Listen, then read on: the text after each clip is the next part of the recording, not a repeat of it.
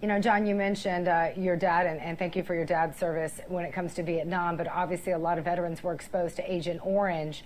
And as I mentioned at the top of the show, the president is announcing action that it will take to help veterans who were exposed to burn pits and other contaminants while serving overseas. Also, it plans to make efforts to make it easier for vets to prove that they were exposed and pushing to find links between exposure and potentially deadly diseases.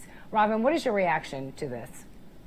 I'm one of those veterans who was exposed to the burn pits, and I developed asthma as a part of that. So it's definitely a problem. It is the new Agent Orange, and it's really sad.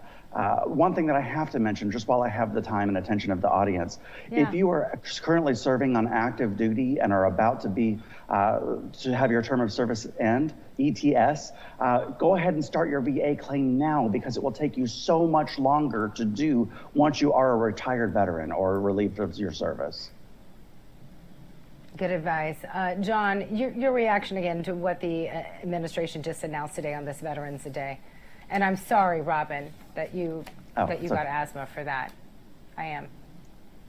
Robin is absolutely correct. You know, this is our our generation's Agent Orange, and it's important that veterans do prepare to get those disability benefits as soon as possible. One of the things that we do is we help the veterans appeal. Our hope is that they get those claims filed, that their county veteran service officer helps them get things filed quickly. But the reality is it's a long process, and Robin is absolutely right. The sooner the veteran can file the claims, the better. And that means getting that documentation ready and before you ETS, have that claim ready to go so that you can, because you may not get everything you ask for the first time around, and that's fairly common, and veterans have to, unfortunately, sometimes fight for those benefits. But when you're in service, you have better access to your medical records, you have better access to buddies who can corroborate that things happened. And you may need that corroboration down the road to get service connected for your disabilities.